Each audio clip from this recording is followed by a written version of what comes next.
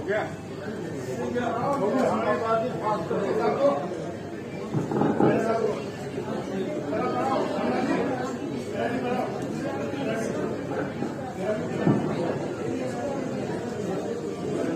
नमिता जी अभी राष्ट्राध्यक्ष जी को बुके देकर स्वागत करें।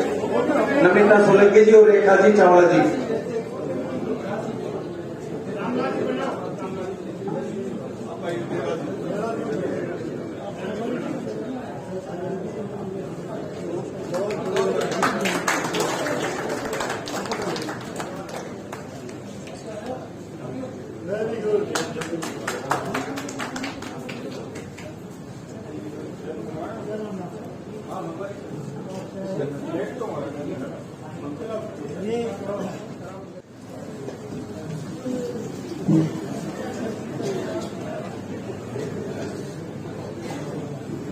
सभी साथियों को मेरा वंदन अभिनंदन जय भीम। मेरे पूर्व वक्ता नारायण भैरवा जी, महेंद्र नागौरी जी,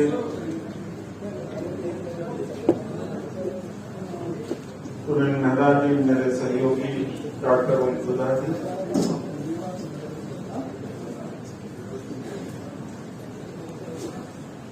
डॉक्टर बच्चू मीना जी, सूर्य देश बंधु जी, बल्लभ लखेसरी जी, जगपी कनवाडिया जी, केपी गौर जी, रेखा चौबा जी, शांति चौहान जी, मुंद्रा जी, मीना जी, रामपुर वाइकर जी, नवीन सोलंकी जी एवं सभी साथियों, मैं भी ज्यादा समय नहीं लूंगा आपका। मुझे भी किसी और मीटिंग में जाना भी है और कुछ साथी भी आ गए हैं। साथियों, ये आम मीटिंग नहीं, उसके हो सकता कुछ दिनों के बाद ये अम्बेडकर भवन भी ले रहे, हम लोग यहाँ इकट्ठा भी न हो पाए। किस रफ्तार से इस देश के अंदर परिवर्तन हो रहा है। आप कहोगे कि अभी किसी ने साथी ने कहा जादूगरी शब्द, शायद मैं जादूगरी शब्द करता तो देश का प्रेसिडेंट हो गया होता भी। मेरी बात बहुतों को चुभती है। 20 मई 2014 को रामनाथ कोविंद अपना बायोडाटा लेके मेरे पास आए थे कि मैं सिफारिश कर दूं। तो कभी कभी मुझे यह भी पश्चाताप करना पड़ता है। सावरिया जी बड़े पुराने हमारे साथ थे, ऑफिस में एक दिन गए, मैं इनसे नाराजगी प्रकट की तो दूसरा आदमी नाराजगी प्रकट नहीं करता, वो अंदर से छुरी चलाते हैं। मीठा बोले तो जो जितने मीठा भाई उतने मैं उससे सौदार में खुद रहता हूँ। जो सच्चा आदमी है बोल देता है, जो सच्चा नहीं है उसके अंदर की ताकत नहीं तो उसकी जुबान का इस्तेमाल करता है। तो इस 15 अगस्त को प्रधानमंत्री के आर्थिक सलाहकार परिषद के अध्यक्ष विवेक देवराज, उनका कभी लेख भी आप पढ़ते होंगे। प्रधानमंत्री के आर्थिक सलाहकार वही कहा कि इस देश को नए संविधान की जरूरत है। फिर उसके बाद में एक राष्ट्र एक चुनाव, तो एक राज्य के चुनाव में आप देख लो कि कन्याकुमारी से लेके कश्मीर तक और गुजरात से लेके बंगाल तक कौन लोग हैं जिनका पहुंच एक किनारे से दो किनारे हो सकता है, जिनके पास पैसा है, जिनके पास मीडिया है। मीना समाज तो नहीं पहुंच सकता, बैरवा तो नहीं पहुंच सकता, मेघवाल तो नहीं पहुंच सकता, जाटो जमा खटिक तो नहीं पहुंच सकता। तो चुन करके कौन लोग आए आप समझ। इसलिए एक राष्ट्र के चुनाव की बात चलती है। आप उस कंपटीशन में आ ही नहीं पाएंगे। अखबार न छापेगा, न मीडिया दिखाएगी, न पैसा लगाने वाले होंगे, न हवाई जहाज मिलेगी। मोदी जी तो 2014 में अडानी के हवाई जहाज से पूरे देश में प्रचार करके रात तक पहुंच जाते थे। तो ये लोग तो अपंग हो जाए, खत्म। दूसरी बात है, नौकरी में नहीं मांग पाएंगे। जो हमारे युवा लोग आए हैं कंप्यूटर की नौकरी के लिए, 5 साल बीच बीच में जो चुनाव होता रहता है, ये दबाव बनाए रहता है महंगाई कम करने के लिए, नौकरी देने के लिए। जैसे कोई राज्य का चुनाव आएगा, केंद्र सरकार चाहे जिसकी हो, वो खोजेगी डीजल पेट्रोल का दाम आगे न बढ़े, नौकरी भी देने की सोचेगी, अत्याचार के ऊपर रोकथाम करने का भी प्रयास करेंगे। बार बार चुनाव से जनता को राहत मिलता है। उसके बाद बाबा साहब ने संविधान की धारा 1 में इंडिया शब्द जोड़ा था। इसके ऊपर बड़ा डिबेट हुआ था विधानसभा में, संविधान सभा में। तो इसमें इंडिया उनके कहने से जुड़ा था, क्योंकि बाबा साहब के कहने से जुड़ा हुआ है, इसलिए नफरत है, इसको निकाला। इसके पहले हम चलते हैं 12 दिसंबर 1949 में 11 को रामलीला मैदान में 11 दिसंबर 1949 में एक बहुत बड़ा रैली किया था रामलीला मैदान में हिंदू महासभा ने और आरएसएस, और दूसरे दिन बाबा साहब का पुतला जलाया था और संविधान जलाया। और गोलवलकर जो सबसे लंबे समय तक आरएसएस चीफ थे, 43 साल तक लगभग, उन्होंने कहा कि यह संविधान डॉक्टर अम्बेडकर ने और संविधानों से को लेकर के जोड़ा है, इसमें भारतीयता नहीं नजर आई। और शर्त में कहा जाए तो बीजेपी आरएसएस का जो वैचारिक फाउंडेशन है, वो गोलवलकर ने ही उसको किया था। दीनदयाल उपाध्याय ने यहाँ तो कहा था कि अगर दलितों को वोट देने का अधिकार अगर मिलता है तो मेरा मरा हुआ हो देखो। तो फिर गोलवलकर ने क्या कहा था, अंग्रेज के जाने के बाद अगर दलितों पिछड़ों में मुसलमान ईसाई अगर इनको सत्ता मिलती है, इससे अच्छा हम अंग्रेजों के गुलाम ही रहे।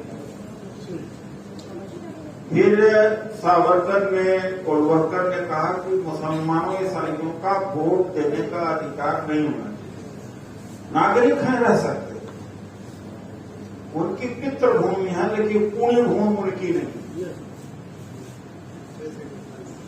तो सबसे ज्यादा तो मुसलमानों ईसाइयों के ऊपर खतरा है, उतना ही हम लोगों का संविधान दूसरा आएगा तो हमें वोट देने का अधिकार मिल भी सकता है, मुसलमानों ईसाइयों को नहीं मिलेगा। नया संविधान है, लेकिन उन समाजों में इतनी जागृति नहीं। अच्छा, हमें जरूरत है संविधान की, मुसलमान को संविधान की जरूरत कम पड़ती, क्योंकि नौकरी मांगने वाला मुसलमान कहीं होता नहीं। पंचर लगाएगा, शिल्पकार होगा, बिजनेस में होगा, आर्ट में होगा, कल्चर में होगा, और गरीब समाज ही अपनी एप्लीकेशन लेके घूमता रहता कहीं नौकरी के लिए, शिक्षा के लिए, स्कॉलरशिप के लिए।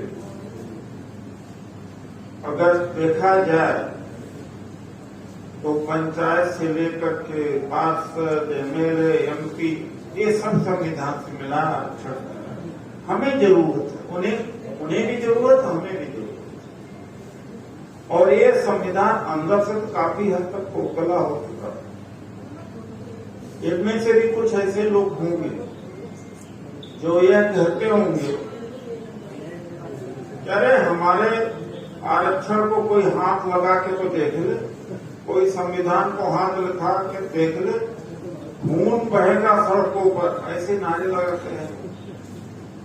और संविधान उन्होंने करीब करीब आरक्षण निपटा दिया, कहीं खून बहते हुए मैंने नहीं देखा। हम लोग आपस में ही अहंकार,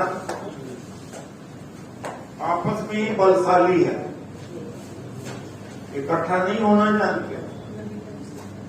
अम्बेडकर भवन में लोग इकट्ठा हुए, ये अच्छी बात है।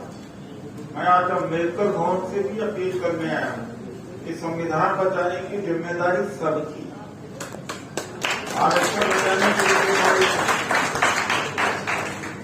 और कोई एक संगठन का नहीं है। और कुछ लोग क्या है, व्हाट्सएप पर मैसेज भेज करके संतुष्ट हो जाते हैं, कुछ फेसबुक पर, कुछ चर्चा करके, कुछ अम्बेडकर भवन में भी बैठ करके गोष्ठी करके। ये सब अब काम नहीं है। अब काम आएगा जिस तरह से किसानों ने दिल्ली में घेरा है, उसी तरीके का उसी का। अब इस रास्ते से आप कुछ नहीं कर पाए। अभी एक साथी ने कहा कि बड़ा संगठित नहीं है हम लोग जितने जगह हैं उससे ज्यादा असंगठित हो गए। पहले जब जगह नहीं थे तो किसी एक के कहने पर कम से कम सब लोग चल तो देते थे। अब 5 आदमी होगा तो भी एक संगठन खड़ा होगा, 10 होगा तो भी। और अंत में लड़ना अधिकार ले ले, लड़ना दोस्तों के खिलाफ में, लेकिन लड़ाई आपस में शुरू हो जाती है। यह है कि नहीं? आपस में जात के है तो कई जात के संगठन है, और डिपार्टमेंट में है तो कई डिपार्टमेंट के संगठन बन जाएंगे। 4 आदमी हैं, संगठन बना दिया, 40 हो गए, 50 हो गए, उसी में से फिर उसी में से शाखा निकल जाएगी, लड़ाई हो जाती है, फिर वो बना देगा। तो अंत में एक दूसरे को निपटाने में लगता है।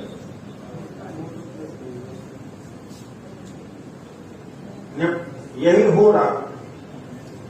जागृति से ज्यादा क्षति हम लोगों को हुई, एक तरह देखा जाए। अभी एक किसी साथी ने कहा फंड की बात, पैसे की बात, तो आज के समय में बिना पैसे के आप कोई काम या कभी भी कोई काम नहीं होता। पैसा उसको नहीं चाहिए जो अकेला हो, बर्फर बिल्डर करता है। रैलियों में एक पूरी पब्लिसिटी हो और भीड़ जुटाने के लिए कम से कम 10 एम्प्लॉय रखा है। लाखों पोस्टर बैनर लगाना पड़ता है, लाखों लोगों को लाना आसान नहीं होता। और जो आज राजनीतिक पार्टियां सफल हो रही हैं, वो मूलतः पैसे के ताकत के ऊपर चुनाव लड़ रही हैं। एक एक रैया 8-8 लाख। तो जो पैसा देता नहीं, जो कभी किया नहीं है, वही सवाल करता है, लेकिन जो भुगता है वो हम जानते हैं। हम लोग भुगता है, हम जानते हैं। एक कर्मचारी एलआईसी के हमारे अधिकारी बैठे हैं, ये चपरासी तक 50,000, 60,000, 70,000 पाता है। 2 लाख पा रहे हैं, 3 लाख पा रहे हैं, तो सारा अपने घर में ही रखेंगे। अगर आप जाति का इस्तेमाल न करें, जाति प्रमाण पत्र लगाते हैं कि मैं बेरवा जाति का हूं, पूरे बेरवा जाति से की तरफ से होता है, पूरे समाज का इस्तेमाल करके आप कमाई करें, केवल आपके अपने घर में रहे, अपने खुद तो पेट भर लिया, फिर बाल बच्चों का, फिर नाती का सोचते रहो। यही हो रहा है, यही हो रहा है। तो भैया ऐसा है कि बिना आर्थिक ताकत के कोई लड़ाई संभव नहीं। इन पास भी कदम कदम पर 2 लाख का रामलीला मैदान, 1-2 लाख का पानी की व्यवस्था हो जाए। माइक ले लेता है 2 लाख, 3 लाख, 60-70 माइक। अगर किया जाए तो बड़ा मुश्किल हो जाता है। जो करने वाला है वो जाता, जो नहीं करता वो भाषण देता। अच्छा, जो पैसा नहीं देता हिसाब वही मांगता है, जो देता वो नहीं हिसाब मांगता। मैंने देखा है, ये सुनील मेहरा जी देते रहते हैं, लेकिन ये जानते हैं कि कितना कष्ट से हम लोग करते हैं। जो नहीं देता वही कहता है। ये पूरा देश, अरे आप वहां जाएंगे, पैसों से भी जाएंगे, 10,000, 15,000 खर्च कर जाएंगे, वहां से हिसाब नहीं मांगते, वहां से चपरासी भी नहीं मिलता। आप जितनी पूजा पाठ कर लो, चाहे जितना यज्ञ कर लो और तीर्थ कर लो, एक चपरासी उसमें से निकल जाए तो बता। केवल संविधान से निकलेगा, आपके संघर्ष से निकलेगा, और कोई तरीका नहीं।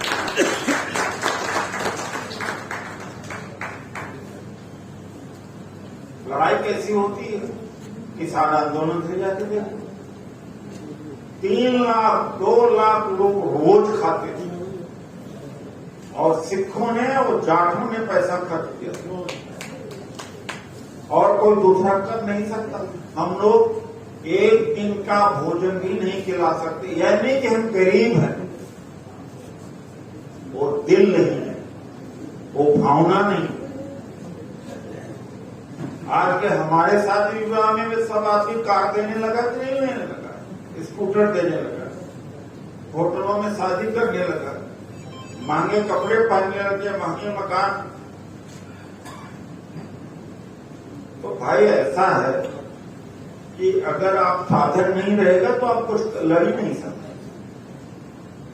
और हमारी दुर्सलता तो यह है कि हम सरमाएदार से भी मदद लेते हैं, लड़ाई लड़ते हैं समाज में। ये हालत हम लोगों का दिल जानता है। पिछली बार जितने लोग कहे थे, उसके बाद में चले जाने के बाद में दिया नहीं। वो सकता जो उन्होंने प्रॉमिस किया है देना, आधे देते हम जानते हैं। ये भी होता है, ये जानते हैं कि क्या बीतती है। तो जो संघर्ष करता है वो रोज करता है, एक दिन में नहीं करता। रोज मीडिया में हम लोग रहते हैं, माहौल बनाना पड़ता है। एक दिन में कुछ नहीं होता। एक दिन हम लोग प्रेस कॉन्फ्रेंस बुलाते हैं, 60-70 लोग आते हैं, 30-40 हजार निकल जाता है। खाना दो, ये करो, वो करो। 5-7 कम से कम सोशल मीडिया वाला आदमी चाहिए, 1-2 टाइपिस्ट चाहिए, ऑफिस चाहिए। बड़ा आसान नहीं होता। एक साल में कोई एक सेमिनार कर ले, अलग बात होती, वन टाइम। यहाँ 365 दिन के हिसाब से काम करते हैं। यहाँ राजस्थान से भी तमाम लोगों के काम फोन आ जाता है। अभी कई लोग पहुंच जाते हैं, चिट्ठियां आ जाती, लिखा पढ़ा जाता है। तो जो जिम्मेदार आदमी वो नहीं कहता इस बात को, जो भुगतता है, जिसके अंदर पीड़ा है, दर्द। लूट लिया जिन्होंने, उनके पर शिकायत नहीं होती। खाटू श्याम में 10,000 20,000 खर्च कर देंगे, जागरण में कर देंगे, वहां से कुछ नहीं मिला तो वहां से हिसाब नहीं लेंगे। अगर यहाँ 5,000 दे दिया तो दिन भर कहते रहेंगे हिसाब ले। तो यह भी एक भावना है। और साथियों एक बात बता दूं, न मेरे जुबान का न आपके जुबान का कोई फर्क पड़ता है इस सरकार के ऊपर, और फर्क पड़ता है सबसे ज्यादा दिल्ली में ही इकट्ठा होकर के। आप जयपुर में 10 लाख इकट्ठा हो जाइए, वहां 50,000 इकट्ठा हो जाइए, बल्कि उसकी क्षमता ज्यादा होगी, क्योंकि इंटरनेशनल मीडिया है वहां पर, नेशनल मीडिया है, सारे राजनीतिक लोग वहां पर है, वहां से मैसेज पूरे देश को जाता है। यही राजस्थान के 4 आरपीएस को हम आईपीएस आरपीएस हो गए थे जब 5 आरक्षण विरोधी आदेश जारी किए थे। और यहाँ के अधिकार, नाम लेना उचित नहीं, मेरे पास गए जो आईपीएस थे, कहा साहब लड़ो लड़ो लड़ो, कहना नहीं चाहिए नालायकों। वो आईपीएस से आरपीएस हो गए थे, फिर आईपीएस हो गए, दोबारा मिलने नहीं। तकलीफ होती, बहुत तकलीफ होती। बच्चू सिंह जी, एक बार जब गुर्जर आंदोलन चल रहा तो दौसा में जो गुर्जर बनाम मीना हो गया था और एसटी में उनको शामिल होने का बात चल रही थी। दिल्ली में मोर्चा मैंने संभाला था, जंतर मंतर पर हमने धरना किया, प्रदर्शन किया, लोगों को जुटाया, माइक ट्रेन सबका लगाया। यहाँ हरीश जी डायरेक्टर जनरल पुलिस थे, यहाँ कहा साहब करो करो साहब, हम हैं लगभग 5,000 मीना समाज के लोग दिल्ली में हैं, आईपीएस आईएएस दिखाई नहीं पड़े, और मुझे माइक टेंट का भी पैसा नहीं दिया। और उन्होंने कहा साहब आप जब आओगे तो बड़ा स्वागत होगा। जब मैं कुछ दिनों बाद जयपुर आया, गायब हो गए। वो लड़ाई भी हमने लड़ी। मौका और जगह और समय बहुत इंपॉर्टेंट होता है, टाइमिंग बहुत इंपॉर्टेंट होता है। इस समय टाइमिंग अच्छी है और जगह, अगर आप जोधपुर में करोगे तो असर नहीं पड़ेगा। इसीलिए हमने कई लड़ाइयां जीती। 5 आरक्षण विरोधी आदेश जारी किए थे। हमारे सहयोगी महेंद्र नागौरी जी दिल्ली में बड़ी बड़ी रैलियां करके, सावरिया जी भी सब जाते थे, उनको वापिस कराया। नहीं हालत होती कि आरक्षण उसी समय खत्म हो गया होता। हमने रिजल्ट दिए। हम कोई आकर के हमारे क्षत्रियों ब्राह्मणों को गाली देना, शोषण का इतिहास बताना, अत्याचार हो रहा है, अत्याचार का यहाँ पर भाषण देने से अत्याचार खत्म हो जाए। कौन नहीं जानता हम अत्याचार में, हम वो जिंदगी जी रहे हैं। अब कोई एक आते हैं आते बोलने के लिए कहा अत्याचार के बारे में बोलेंगे। अरे भैया हम जिंदगी जी रहे हैं, देख रहे। समाधान क्या है? हाँ, समाधान क्या है? आपका आर्थिक सहयोग। समाधान क्या है? 500 लोगों को सुरेश देशबंधु जी लेके जाएंगे, सावरिया जी लेके जाएंगे, वो समाधान। बाकी समाधान नहीं है। सबके अंदर एक भावना होती है कि मैं भी, मेरे भी भावना होती है कि हमारे भी भावना का उद्गार होना चाहिए, मैं भी बोल सकूं। तो सबसे ज्यादा बोलने वाले तो शायद यही। तो बोलने से अगर हो जाए तो बात है। मैं कोई यहाँ भाषण देने वाला नहीं हूं, मैं परिस्थिति बता रहा हूं कि किन परिस्थितियों से देश गुजर रहा है। मैं आपके माध्यम से अम्बेडकर भवन के पदाधिकारियों से अपील करूंगा। अभी मैं चेक कर रहा था कि रवि मेहता जी हैं क्या नहीं। उन्होंने कहा कि मैं लेट नाइट जयपुर पे आ पाऊंगा, मैं अम्बेडकर भवन के अधिकारियों से भी अपील करूंगा कि मौका दोबारा नहीं आएगा। ये 2 महीने तक जो करना होगा, जो उसके बाद में आपके जीवन में शायद लड़ने का भी मौका नहीं।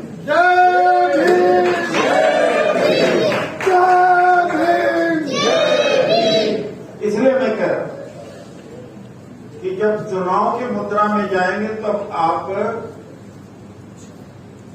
जागरण नहीं कर सकते। यही 2 महीने, वरना 2024 में अगर मनवादी दोबारा आ गए ना तो आपका कुछ नहीं हो सकता है, इसका भी अधिग्रहण कर लिया जाए। आपके बोलने का कोई असर न हो सकता, एक ही पार्टी सिस्टम हो जाए, तब आपका लड़ने का अवसर नहीं है। बदल गए तो अलग बात, बदल गए तो लड़ने की जरूरत नहीं है। और वो अगर दोबारा ये लौट के आए तो आप लड़ भी नहीं पाओगे, मैं बता दे रहा हूं, नहीं लड़ पाए। जो हालत इस समय इस देश में है, जिसको चाहते उठा के जेल में बंद कर, ये आपके सामने नहीं हुआ। पत्रकारों को जेल में बंद कर, जो विरोधी है जेल में बंद कर, रेड मार दो। अभी तो शुरुआत हुई है। प्रेस की हालत क्या है आप देख ही रहे हैं। यानी मैं यहाँ ये नॉन पॉलिटिकल प्लेटफॉर्म में यहाँ कोई पॉलिटिकल बात नहीं कर सकता, लेकिन तथ्य की बात कर रहा हूं। मैं किसी पार्टी की सपोर्ट की बात नहीं कर रहा हूं, लेकिन समझदार को इशारा बहुत है, क्योंकि कर्मचारी या अधिकारी हो उनको हमें बचाना चाहिए। 14 पत्रकारों का बहिष्कार किया, तो भैया कौन सी अपने अधिकार को, अपनी आजादी को बचाने के लिए बहिष्कार करना भी मतलब मुश्किल की बात है। अरे उनकी नौकरी विपक्ष ले नहीं रहा, उनकी वेतन नहीं ले रहा, उनके काम के घंटे नहीं बढ़ा रहा, उनको बोलने की आजादी से रोक नहीं रहा, तो भी क्यों दिक्कत है भाई? तो भी कहा जा रहा है कि अरे जैसे कि विपक्ष के हाथ में सत्ता हो, CBI, ED, income tax, police सब विपक्ष के हाथ में है और विपक्ष सरकार चला रहा है। इस तरह से माहौल बनाया जा रहा है कि जैसे विपक्ष सरकार चला रहा, इस तरह का आज के समय में माहौल है। तो साथियों, रास्ता एक ही है कि आप बड़ी से बड़ी संख्या में वहां पहुंचे और अपने जिलों में जाकर के मीटिंग करें, जागरण करें। अभी मेरे बीच कुछ कंप्यूटर युवा लोग आए हुए हैं, बेनू जी हैं और बेनू जी तो अजमेर से हैं सर, केदार जी अजमेर से। कहाँ है केदार जी? बेनू जी आप, हम आपकी समस्या को लेंगे, लेकिन मुझे भरोसा नहीं है कि आप उसके बाद काम होने के बाद दिखाई पड़ेंगे, क्योंकि मेरा तजुर्बा है। खैर कोई बात, मैं आपके लिए नहीं कर रहा। अरे वो मैं जानता हूँ, उसके बाद आदमी बदल जाता। मैंने जीवन भर यही किया। अरे लाखों को उस दिन 5 आरक्षण विरोधी आप बैठना, आपके लिए नहीं कर रहा हूँ, सुन लीजिए। 5 आरक्षण विरोधी आदेश हमने वापिस न कराए होते, उसके बाद में जिसका काम हो गया कोई वापिस आया, यह मैं जानता हूं समझ। फिर भी अपने कर्तव्य से पीछे नहीं हटता। जब हमने कर दिया तो फिर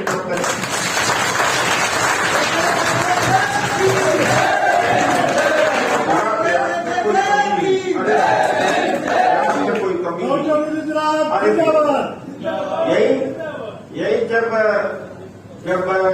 नौकरी लेना होता है, चुप्पे से फॉर्म भर देंगे अपने बेटे बेटी के लिए, और नौकरी चाहे चपरासी की भी मिले तो खूब पूजा पाठ करेंगे और खुशी मनाएंगे। टिकट अगर न रिजर्व हो तो भी लटक के चले जाएंगे, चाहे उनको बंबई जाना पड़े या पुणे जाना पड़े। 3-4 साल के बाद कहीं अरे क्या नौकरी है, इतना दूर है कोई नौकरी।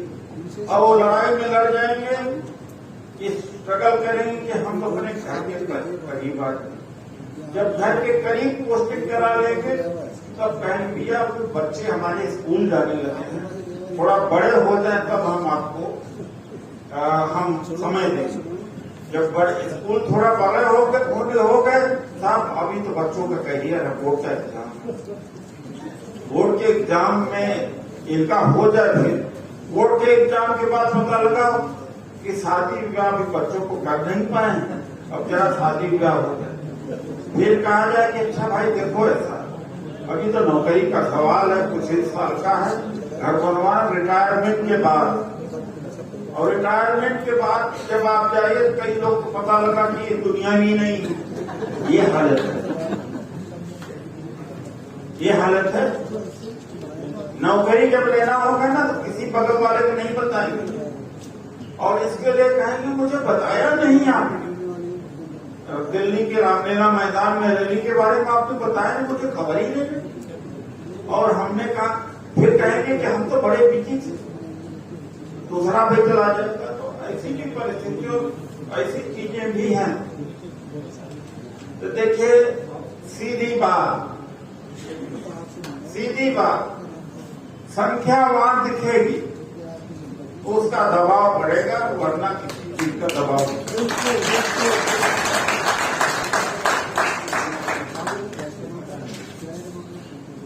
केवल संख्या। पहले टाइम था जब आदमी एप्लीकेशन लेके जाता था तो लोग सुन लेते थे, मान भी लेते थे। अब दो ही लोग जीत पाए।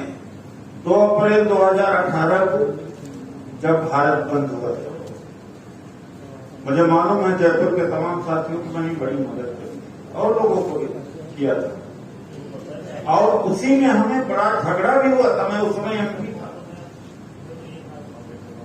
और जैसे मैंने समर्थन किया, सुबह फोन आ गया, आप जो है सरकार के खिलाफ विद्रोह कर रहे। और सुश्री मायावती जी पासवान जी ने भारत बंद का विरोध किया और हमने समर्थन किया था। मैं सत्ता पक्ष था। फिर बड़ी झंझट हुई। तो ये रही स्थिति मेरठ में और जगहों पर। तब ग्वालियर में हमने वकील भी किए, छुड़ाए भी। हमने कहा कि भारत बंद से समस्या, 2 जो मामले थे वो सुलझे और किसान जीत के ले गए। 2 ही बार जीत हुई है, ये तीसरी जीत होनी चाहिए 5 नवंबर को। आपकी ईमानदारी से साथ देना, कोई गरीब नहीं हो जाओ। एक दिन सब लोग इकट्ठा हो जाए तो ताकतवर बन सकते हैं, बेहतर स्थिति हो सकती है। लेकिन एक दिन काम को रोक के, 2 दिन काम को रोक करके कोई गरीब नहीं होगा, न उसकी नौकरी जाएगी, न उसको कोई चेहरे में कोई फर्क पड़ेगा। ये बात सही है कि नहीं? अगर एक दिन सब इकट्ठा हो जाए तो हुकूमत हिल जाए। और ये जो मैसेज है ये SC/ST के लिए नहीं है, ये पूरे बहुजन समाज के लिए, ईसाइयों के लिए भी है, मुसलमानों के लिए भी। उन तक भी आपको पहुंचना चाहिए कि देखो ये जो संविधान खत्म हो रहा है तो तुम्हारे। इसके पहले जब यहाँ पर राउंड टेबल कॉन्फ्रेंस हुई थी तो मैं आया था।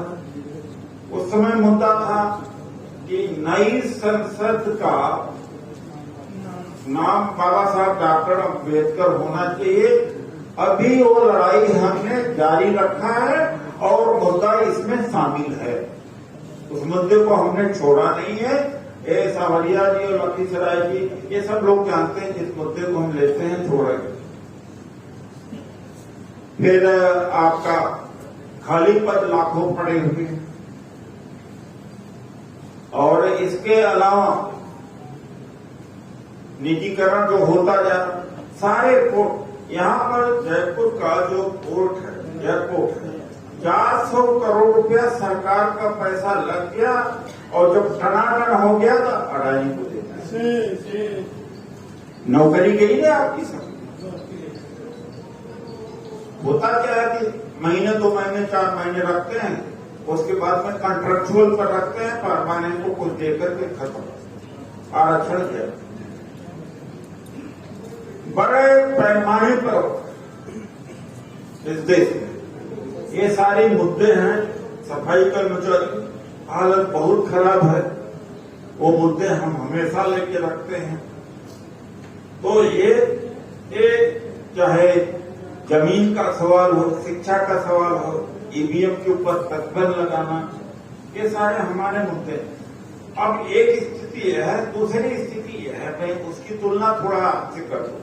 मान लीजिए झालावाड़ में या जालौर में कोई अत्याचार हो, उदयपुर में अत्याचार हो, अखबारों ने उसको उठा लिया, मीडिया ने उठा लिया, तो फिर कभी कभी कई बार बड़े बड़े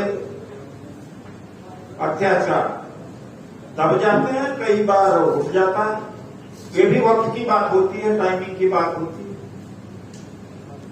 उस समय कुछ लोग हमारे हैं, निकलेंगे जाएंगे, मीडिया खूब इकट्ठा होगी, लोग भी हैं, लोगों में आक्रोश भी बहुत होगा, होना भी चाहिए। लेकिन साथियों, नेता वो नहीं है,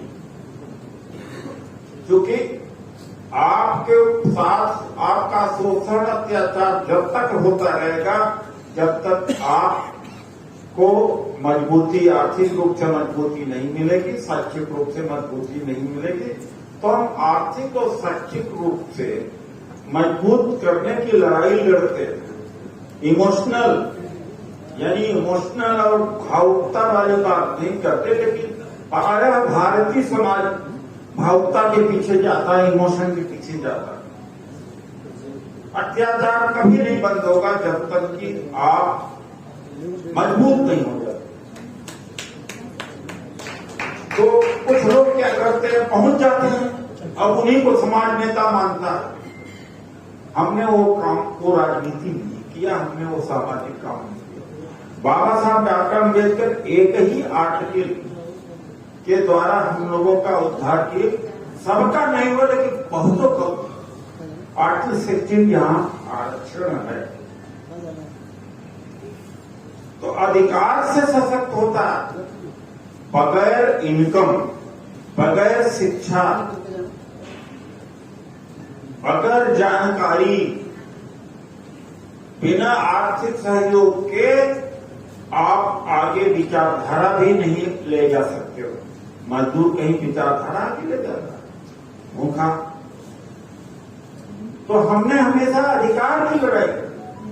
अगर आरक्षण राजनीति में न होता, नौकरी में न होती, शिक्षा में न होता, कोई परिवर्तन इस समाज का न होता। अभी भी हम लोग केले के पत्ते पहन के घूमते रहते, लंगोट पहन के घूमते रहते। अगर परिवर्तन इस समाज में आया तो इन्हीं कारणों से। अगर वो चला जाता, छिन जाता, और कुछ लोग नालायक भी हैं, कहते हैं अरे आरक्षण से क्या होता, वो पर्सनल पावर लोगों से। कुछ लोग ये भी कहते हैं कि बाबा साहब ने तो कहा था पढ़े लिखे लोगों में धोखा दिया, गलत कहा, झूठ बोला, कहीं नहीं, जानबूझकर कहा गया है। पढ़े लिखे लोगों ने ही बदला। मैं देखता हूं कि किसी गांव के अंदर जो अत्याचार हो जाता है, गांव के गांव बगल के दबे और सोए डरे रहते हैं। जब कोई पत्रकार आ जाए, बात को उठा दे, या कोई जागरूक कार्यकर्ता चला जाए उठा दे, तब जाकर के जुबान खुलती है, लोग वरना डरे रहते हैं। क्या वो लड़ाई लड़ रहे हैं? लड़ाई कुल मिला के शिक्षित वर्ग ही लड़ रहा, अम्बेडकराई नहीं लड़ रहा, सामाजिक कार्यकर्ता ही लड़ रहा, वरना गांव सोए हैं। हम जानते हैं इस बात को। तो ये हालत है। तो साथियों, ये जो भावुकता वाली बात है, उससे बचने की कोशिश किया जाए। मीडिया में कुछ लोग आ जाते हैं, बड़ी बड़ी बातें देंगे, हमने एक दो बार क्या हुआ कि पत्रकारों को बड़ा सख्त लफ्जों में बोल दिया, उसकी चर्चा हर जगह होती है। और जब मैं काम की बात बोलता हूं कि जजेज नहीं है, प्रोफेसर्स की जितने भर्ती हो रहे हैं उसके नहीं है, 43-48 सेंट्रल गवर्नमेंट यूनिवर्सिटी, एक भी वाइस चांसलर नहीं है। एक वाइस चांसलर की ताकत एक मिनिस्टर से ज्यादा है। 400, 500, 600 लोगों को नौकरी दे दी जाता है, वो मिनिस्टर नहीं दे पाता एक नौकरी, वहां एक नहीं है, तो उसका असर समाज को ऊपर नहीं पड़ता। वो गाली दे दो या किसी झगड़ा कर लो, उसका असर पड़ता है। पढ़े लिखे के लोगों को ऊपर असर पड़ता, लेकिन जब तक कि उसका लाभ नहीं होता। तो परिश्रम लगातार 97 से हमने मुद्दे की बात करी, खाली पदों की भर्ती की बात करी। अगर 5 आरक्षण विरोधी आदेश वापिस न होते तो उसी समय आरक्षण खत्म हो गया होता। लेकिन जो उदयपुर में बैठा हुआ है या जालौर में बैठा हुआ, कश्मीर में बैठा, वो सोचता है कि सब अपने आप मिल रहा है। अरे नहीं भाई, कोई लड़ने वाला है, अपने आप नहीं सब मिल रहा है। कोई न कोई दिल्ली में लड़ाई लड़ रहा है, इसलिए मिल रहा है, वरना ऐसे आप नहीं। पार्लियामेंट में भी उठता रहता है, उसका भी असर होता है। मैं एक पहलू को और टच करते हुए बात को खत्म करूं। अपनी सत्ता लानी चाहिए। मान लेते हैं कि शेड्यूल कास्ट की आबादी 16%, आदिवासी 18%, 8%, तो कुल मिलाकर कितने 24% की। 24% वाले किसी को जिता सकते, हरा सकते हैं क्या? नहीं कर सकते, जिता नहीं सकते। और 24 में भी मीना समाज कैसे जागरूक है, लेकिन तमाम सारे आदिवासी ऐसे हैं जैसे गोंड है, कोल है, थारू है, भोक्छा है, उनको पता ही नहीं देश का, वो कोई आंदोलन तो नहीं करते। एक थोड़ा सा हिस्सा राजस्थान का एसटी का, उनसे मदद मिलती है, थोड़ा झारखंड से मिलती है।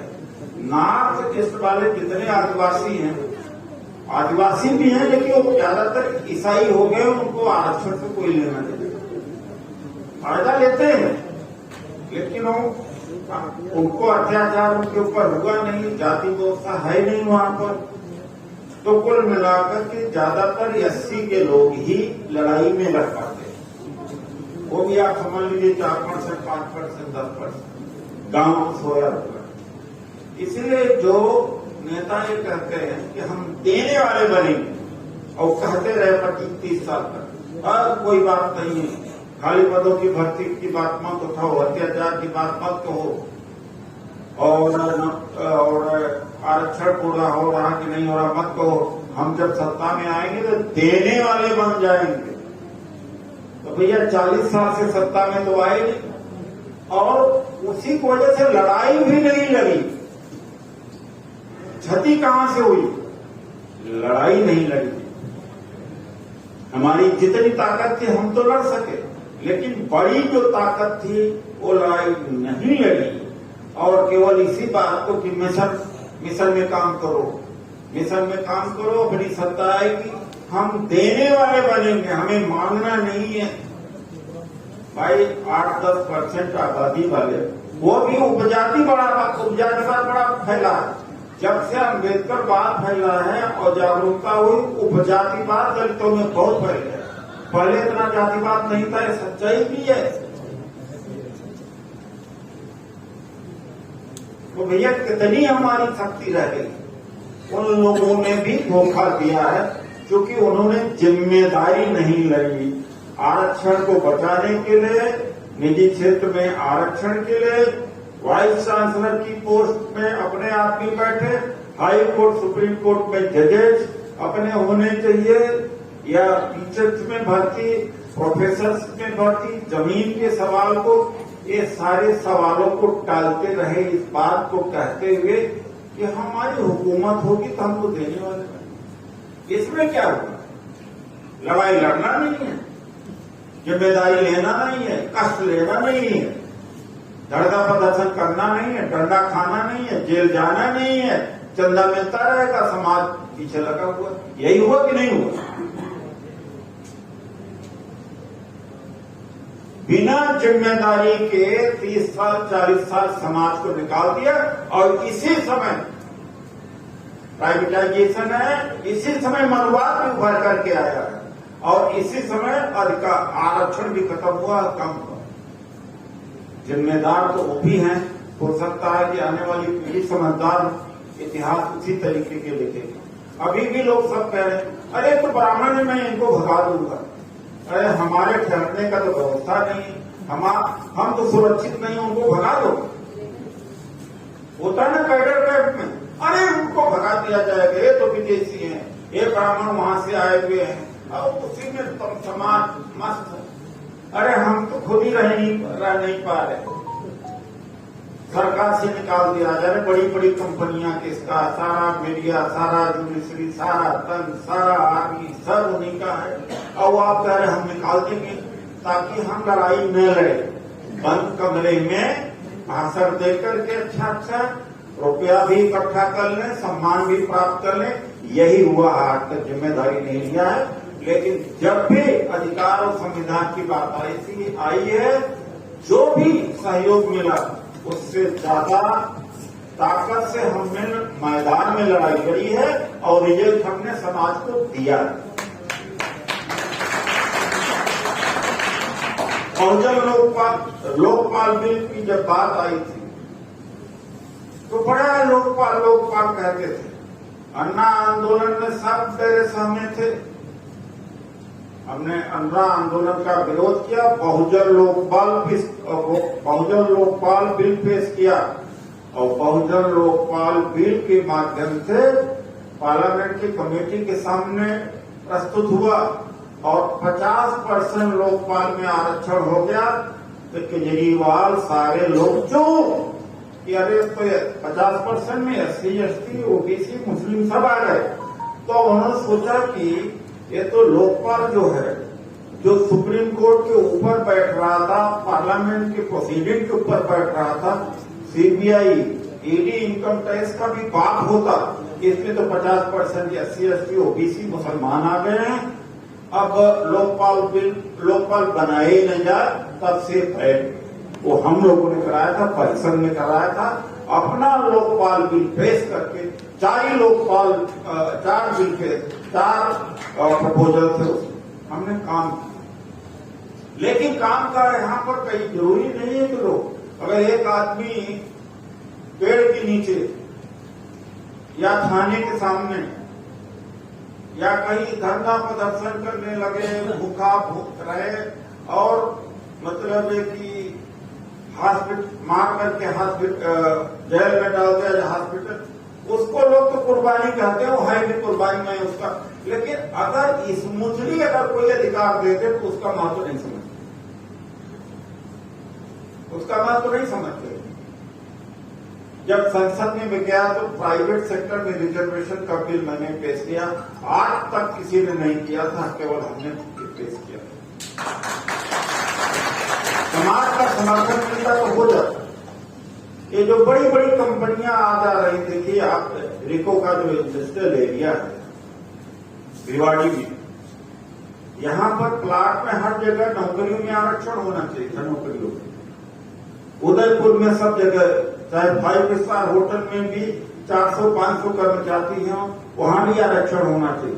प्राइवेट सेक्टर में रिजर्वेशन की मांग को हम बहुत दिनों से उठाए हुए हैं, लेकिन समाज कुछ देने वाले में लगा हुआ है, वहीं पैसा देता है, उसी में मस्त है, गाली देने में कि हम इनको बाहर भेजा, कहीं रूसिया से आए थे, इनको बाहर। जो मुद्दे हैं, जो सच्चाई उससे बिल्कुल कट गया है, तो उससे न कटिएगा। अगर रामलीला मैदान में जैसा कहा कि 11 दिसंबर 2000 का जो रैली थी, रिकॉर्ड तोड़ा था।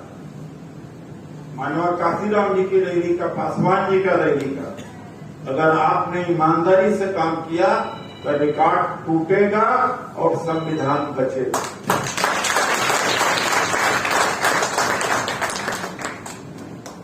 तो इसलिए साथियों, अंत में इतने में कहूंगा कि फेसबुक, कितने लोग ऐसे हैं जो फेसबुक चलाते हैं, आप बताइए। आज के बाद फेसबुक में आप चाहे जो भी मनोरंजन देखें, रील देखें, वीडियो देखें, वो ठीक बात है, लेकिन 2 शब्द लिख देना जो ऊपर होता है कि 5 नवंबर की रैली को पहुंचना है, और जो मैसेज हमारा जाए, वीडियो जाए, ओमसुधा जी भेजते रहते हैं, उसको सर्कुलेट कर देना। और सब रोज 10 फोन किसी न किसी को कह देना भाई चलना है, चलना है। इतना भी कर दो कि बहुत, और आना ही लेकर। कितने लोग ऐसे हैं जिनके अपने ट्विटर अकाउंट्स हैं। अच्छा, यूथ के पास तो ट्विटर अकाउंट्स हैं, आप सब लोगों को भी ट्विटर अकाउंट खोल लेना चाहिए। क्यों भाई नमता जी, पहले भी मैं कह के गया था, आपने नहीं किया।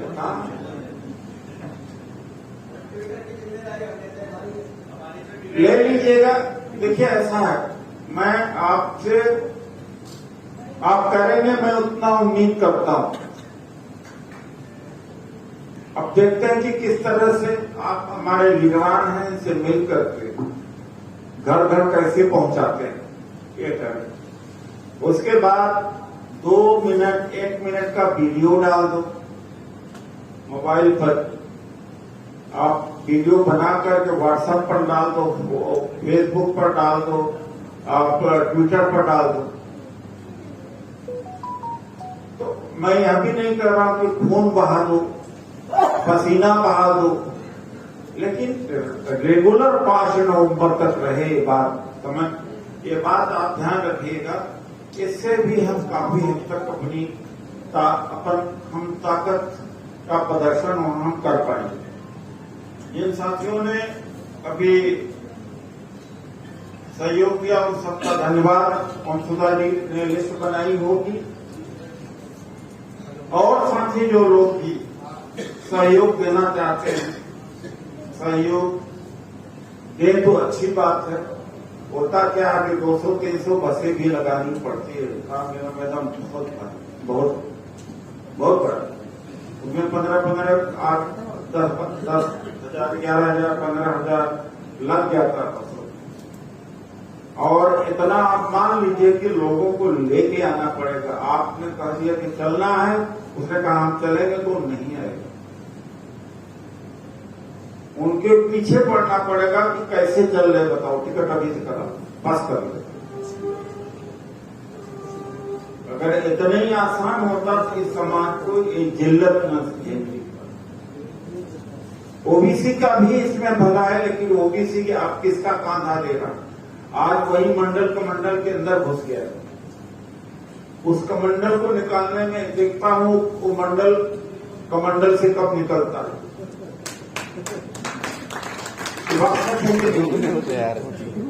तो आपको ही ताकत लगानी है। और मंडल को कभी खास आरक्षण का लाभ अभी मिला भी नहीं। मिला है कि 80 को ही मिला, ST को मिला, ये अभी पास। और जागरूक भी है ये। उनके यहाँ इस तरह की मीटिंग नहीं होती कभी। जात की पंचायत हो जाएगी, गुजर पंचायत हो जाएगी, जाट पंचायत हो जाए, लेकिन इन चीजों पर नहीं होगा। पॉलिटिकल किसी मांग को लेके हो जाएगा। तो आपको 5 नवंबर हम मिलेंगे। उसके पहले भी अगर आप दिल्ली आते हैं तो हम आपका स्वागत करते हैं।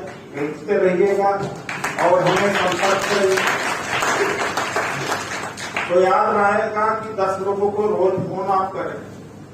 एक घर आता कि तुम्हारा बेटे, तुम्हारा व्यापार में लाभ होगा, तुम्हारा कल्याण होगा।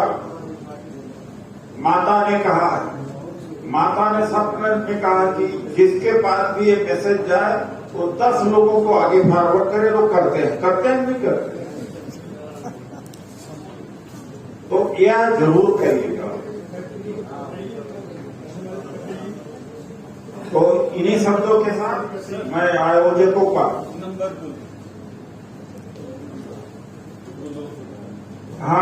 ये डॉक्टर वंशुधा जी का नंबर है,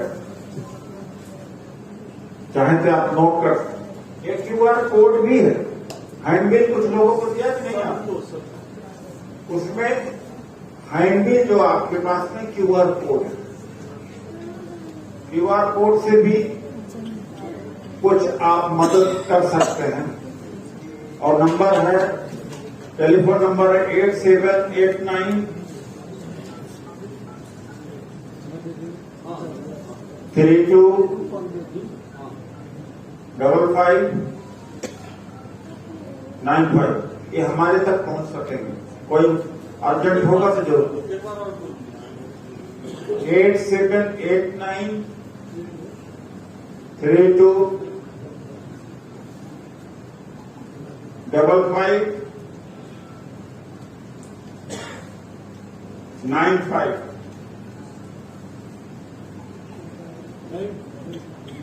और एक मैं चाहता हूं कि जो जयपुर बेस्ड लोग हैं, 5-10 लोग, बच्चू मीना जी, आप अंबेडकर भवन के अध्यक्ष मेहटा जी से डेलीगेशन जाकर के आप मिल लीजिएगा। ये 5 नवंबर की जो लड़ाई है पूरे देश की लड़ाई। और मैं अगर आज होते तो मैं उनको बुला भी लेता, या तो मैं चला जाता, मिल लेता।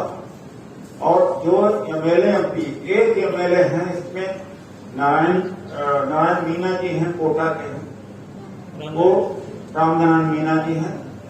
मैं चाहो तो आप उन तक पहुंचा भी सकते हैं। वो जब बहुजन संसद हो रही थी, वो गए भी थे और उन्होंने सहयोग भी दिया था। कोटा के लोग उनसे मिल भी सकते हैं, राजनीतिक लोगों से भी मिल लीजिए कि भैया ये लड़ाई आपकी भी ले लड़ रहे, ये आपके एक हिस्से की भी लड़ाई लड़ रहे हैं, आप भी सहयोग दीजिए। लोगों को भेजें, उनसे भी आर्थिक सहयोग लीजिए, वो भी आए। लेकिन यह है किसी हालत में नॉन पॉलिटिकल है, इसका पॉलिटिकल मत बनाइएगा। धन्यवाद। काम आपका हो जाएगा, सब जानते हैं कि इसका क्या मतलब है। धन्यवाद। और उसकी फोटो में पीछे होते हैं, तोरबाजी के लिए एक बार जोरदार ताली हो गए। रेखा जी चावला, प्रदेश महासचिव, आप मंच पर आए, खड़ा हो गए एक बार, इनके लिए रेखा जी के लिए भी जोरदार ताली हो गए। हमारे यूथ विंग के प्रदेश अध्यक्ष रामफूल लेकर, इनके लिए एक बार जोरदार ताली हो गई। और अभी नवनिर्वाचित हमारी कार्यकारिणी के प्रदेश महासचिव एडवोकेट रमादा जी की जोरदार ताली हालांकि बोलने में थोड़े हार्ड है, लेकिन दोस्तों गर्मी चीज अंदर गुड़ करती है और बीमारी भी दूर करती है। और ये ऐसा है कुछ मिलजुल के मध्य मार्ग चलना पड़ता है। इसके बाद में हमारे आयोजक और भाषा इस समाज के बहुत बड़े दिल वाले हमारे आदरणीय सदैव नारायणलाल जी बैरवा के लिए एक बार जोरदार ताली बजाएं।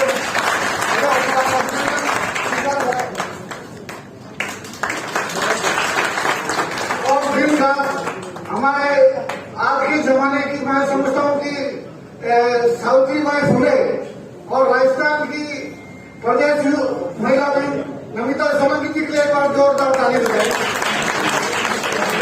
आपने शिक्षा के क्षेत्र में अलग जगह ली है, राजस्थान की सावित्रीबाई फुले समझता हूँ मैं। साथ ही इन लोगों ने दिन रात एक करके इस कार्यक्रम को इतना सफल बनाया। मैं पूरी टीम को 100% श्रेय देता हूँ, क्योंकि मैं खुद जोधपुर से हूँ। मैंने सोशल मीडिया पे फोन करके दिन रात एक किया, गाँव में गया, तहसीलों में गया, लेकिन मेरी इस टीम ने जो जयपुर में मोर्चा संभाला, इसके लिए मैं हकभर हूँ और इनको 100% श्रेय देता हूँ। पूरी टीम के लिए आप सब लोग कीमती टाइम निकाला अम्बेडकर मिशन को आगे बढ़ाने के लिए। इसके लिए मेरे पास कोई शब्द नहीं है, तो मेरा शब्द को बहुत छोटा पड़ेगा। आज के इस खूबसूरत आयोजन को सफल बनाने के लिए आपकी उपस्थिति को मैं बहुत सराहना करता हूँ और मुक्त मन से प्रशंसा करता हूँ। और अंत में हमारी आयरन लेडी नमिता सोलंकी की राइट हैंड रेखा चावला, प्रदेश महासचिव महिला विंग को आमंत्रित करता हूँ, वो आए और अपना धन्यवाद भाषण करके सबको आभार व्यक्त करे। रेखा जी चावला। कितने ऐसे लोग हैं जो इनकी मीटिंग कराएंगे, ये लोग क्या आप लोगों ने कहा था? कितने ऐसे लोग हैं जो नागौरी जी की मीटिंग कराएंगे या खैरा जी का, लखीसराय जी का अपने जिलों में? 1 2 3 4 5 6 7 आगे साहब आप ये नाम नोट करें, आगे ये आपके लिए बड़ा इम्पोर्टेंट है। जो लोग हाथ उठा के आपको कराने के लिए हामी भर रहे हैं, इसका नोट कर लीजिए। ये लोग ये जिम्मेदारी का काम ले रहे हैं, जिम्मेदारी काम नोट कर लीजिए। साथ ये सारे साथी हमारे मिशन की आज जो प्रदेश कोषाध्यक्ष है उनको जाकर नाम नोट करें, क्योंकि 9 अप्रैल के बाद में मैं शायद गला फाड़ के शायद मेरी एनर्जी बिल्कुल डाउन चली गई, लेकिन शायद 10 से मसली हुए। हो सकता है आप कार्य में बिजी रहे, हमारे साथी किसान वर्ग से भी आते हैं, खेती बाड़ी भी करते हैं, लेकिन अभी कुछ देर भी हुई। सुबह का बोला शाम को लौटता तो उसे बुरा नहीं कहते हैं। और आप तो अम्बेडकर अनुयायी हो, जिन सभी को जरूर आप जिले में कार्यक्रम रखे, हमें बुलाए और मैं 50 जिलों को टच करके एक नई हाइट को राजस्थान में परिश्रम को वापस पुनर्जीवित करने के लिए संकल्प पत्र जब और रेखा जी साहब की जोरदार तारीफ करें, वो आए और धन्यवाद। बहुत अच्छा एक मैसेज नोट किया था, मैं चाहूंगा कि आप नंबर आपको मोटिवेट करने के लिए बोला था। साथियों मेरे पास एक निवेदन आया, हमारे पीछे जैसे कुछ युवा साथियों ने भी कहा था कि वो सब बोले थे, आप कह रहे हैं कि वो 2 शब्द वापिस रिपीट करें, तो मैं रिपीट करना चाहूंगा। थोड़ा मोटिवेशनल है, जोश आता है तो आदमी कहते हैं कि हमारे सिर्फ 1000 महानों में लाशों जो ये पेशवा शहीद थे उनकी लाशें बिछी थी, तो आप और हम उस बहुत समाज से आते हैं, तो जोश होना जरूरी है। मैं आपके सामने पुनः इनकी बात को दोहराते हुए मेरा स्पीच में जो बोल रही थी आपके सामने रिपीट करता हूँ। बोलने को झुका है मगर तू बोलता नहीं, बोलने को झुका है मगर तू बोलता नहीं, लेने को जुर्मी का नाम तू लब खोलता नहीं, लेने को जुर्मी का नाम तू लब खोलता नहीं, तेरा ये आज का न बोलना उस वक्त बहुत याद आएगा, तेरा आज का ये नहीं बोलना उस वक्त बहुत याद आएगा, जब तू बोलना तो चाहेगा मगर बोल नहीं पाएगा।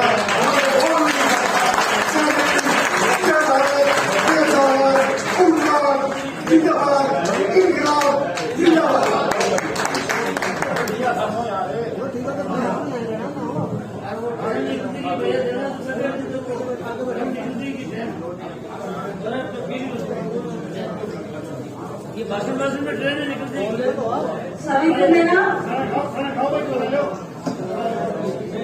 जोर से बोलेंगे सब लोग। जय भीम, जय भीम, जय पेरिया, जय पेरिया, जय माता रमाबाई, जय माता सावित्रीबाई फुले, जय महिला शक्ति। बहुजनों के हक, अधिकार और आत्मसम्मान के लिए आयोजित बहुजन संसद के इस समारोह में आज के पधारे मुख्य अतिथि सम्माननीय उदित राज जी सर, पूर्व सांसद एवं राष्ट्रीय अध्यक्ष सम्माननीय डॉक्टर उदित राज जी, ओम सिन्हा जी, सम्माननीय सुनील मेहरा जी, राष्ट्रीय सचिव, सम्माननीय रामदास जी, सम्माननीय महेंद्र नागौरी साहब, बीएल मीणा साहब एवं मंच पर विराजित समस्त पदाधिकारी, समारोह में उपस्थित समस्त मातृशक्ति, युवा शक्ति एवं विभिन्न जिलों से पधारे हुए मेरे भाई बहन, आप सभी का इस संविधान बचाओ आरक्षण बचाओ रैली में आपने अपनी सम्माननीय उपस्थिति दी, इसके लिए मैं आपका बहुत बहुत धन्यवाद और आभार व्यक्त करती हूँ।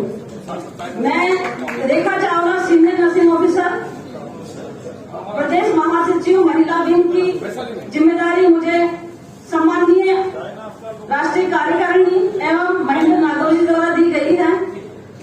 मैं आश्वासन देती हूँ कि यथासंभव मैं इसमें अपना सहयोग करते हुए अपनी ड्यूटी निभाऊंगी। बाबा साहब ने हमें संविधान दिया, उसके लिए मैं आज उसका कुछ संदेश आपको देना चाहूंगी। आप लोग मेरा सब साथ दीजिएगा। लूटी जा रही थी मानवता भरे बाजार में, लूटी जा रही थी मानवता भरे बाजार में, तब कहाँ था राम? फैल गया था जहर विषमता का संसार में, फैल गया था जहर विषमता का संसार में, तब कहाँ था श्याम? अरे कोई नहीं था भगवान, ये तो पुतले थे मिट्टी के, ये तो पुतले थे मिट्टी के, सब ऊंचा कर गया हमारा, वो था हमारा भीम महान, वो था हमारा भीम महान। ए भीम के चाहने वालों, मतभेद दिलों से निकालो, ये मुक्ति दिन है हम सबका, लहराओ परचम नीला, रहो मिलकर भाई भाई, इसमें है सबकी भलाई। कुछ तो शर्म तुम कर लो, कुछ अब तो शर्म तुम कर लो,